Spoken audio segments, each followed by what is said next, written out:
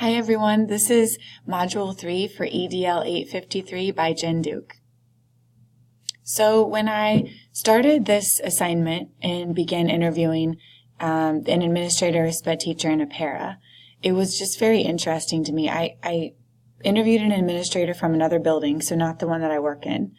I interviewed the emotionally disturbed teacher in our building because I figured I could learn a lot personally because I don't know as much about that program. So I was actually able to ask some of my own side questions just from my own knowledge.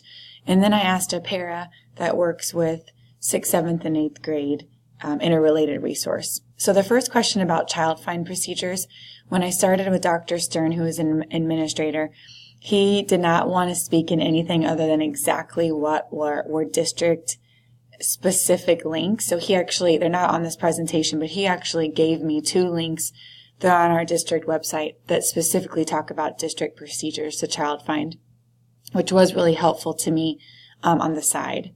And then Mr. Turner, the ED teacher that I interviewed, talked about the fact that he spends a lot of time with a problem-solving team that consists of general ed teachers, and that team is meant to keep kids from falling through the cracks. And then after some conversations, they will do small observations, they'll consider behavior modifications, and then depending on what it is that they're exactly looking at, they definitely have to document a list of interventions over time. Then when I spoke with the para who works with all 3 grades, her answer to the question had to do with that she knows that there is screening to identify for services as needed. So that was really helpful for me.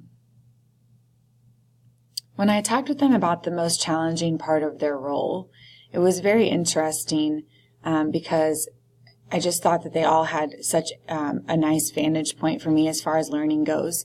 So Dr. Stern just really hit hard the fact that you have to know the laws, policies, and procedures because the special education program is so complex that you need to know who you can go to ask questions and get support, whether that's within your building or somebody at district office or a fellow administrator, and just ask questions, read, and read more. Mr. Turner talked about the most challenging part for him in his role is just kind of knowing the environmental concerns that a lot of the students that he works with, their home life really has a detrimental effect on their ability to participate effectively in school. And then also he thought it's difficult to help general ed staff members really understand the true disabilities of some of his students. And then Mrs. Schaefer, the para, talked about just knowing when it was her job to actually intervene to help with a student versus when to just kind of sit back and let that student help themselves.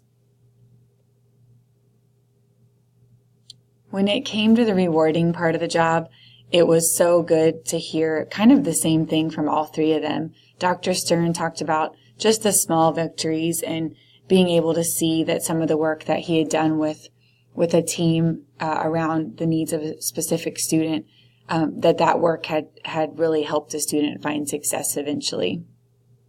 Both Mrs. Schaefer and Mr. Miller just talked about the same thing, seeing them build their own confidence in their abilities, seeing that light bulb go off, and just knowing that they're able to be successful based on the tools that you've given them. And then for Mrs. Schaefer, who works directly with kids in the classroom, she talked about the importance of just knowing when that relationship and that trust is built and that it's having a positive impact on the students that she's working with. When it came to talking about advice around supervision of support staff, both Dr. Stern and Mr. Turner talked about the fact that you need to listen.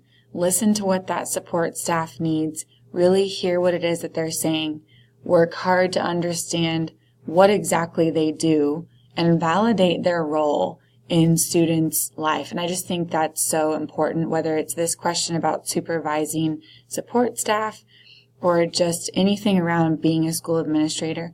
The underlying theme has to do with communicating and listening. How do you work effectively with parents of special needs children? same thing, that communication piece was really the underlying factor. Communication and then being an active listener. So listening very carefully to what they have to say, include their parents' viewpoints because they're part of the process of helping the child be successful. I really thought it was important when Dr. Stern mentioned that building positive relationships through multiple avenues, whether it's phone calls, emails, face-to-face communication, that really helps when it comes to working with kiddos with special needs. I also appreciated Mr. Turner's vantage point about not prejudging. And I think if I go back and reflect on some of my time in the classroom, I would say that like I said in Module 1, I was guilty of making assumptions and potentially prejudging situations. How do you work with general education teachers with students with special needs? Again, communication, which takes me back to Dr. Clay's introductory video. Communication. You really want to make sure that everybody's on the same page. I thought Dr. Stern made a great point about, being an effective leader means that you're helping teachers have the tools that they need in order to meet the needs of their students. And so as an administrator, maybe that means providing professional learning and just giving the training that teachers need, particularly to ensure compliance. And then one thing that was interesting was Mr. Turner mentioned that he tries to give the strong teachers a year off in between placements of tough kiddos in order to not over abuse those teachers and just to kind of keep that relationship built in an effective way. And then finally, what advice do you have for a first-year administrator? I really appreciated Mrs. Schaefer, the Paris comments about just being visible and accessible and being willing to build relationships with everyone in the building. Ask questions of everyone. That was something that Dr. Stern said. One thing that really I noticed also between Dr. Stern and Mr. Turner was that there was a need to take a lot of notes. So document everything. And just try to formulate your own opinion as an administrator based on what everyone's going to try to tell you about what's going on within the building or with particular students. So in reflection, just as an administrator related to this interview, I know that it's going to be extremely important for me when I find myself in the role of a building leader that I really listen. I build those relationships, that I am just overall an effective communicator so that I can support everyone that's working together as a team to support those, not only just the whole entire school community, but specifically those students with special needs. So thank you, and thank you to Dr. Stern, Mr. Turner, and Mrs. Schaefer.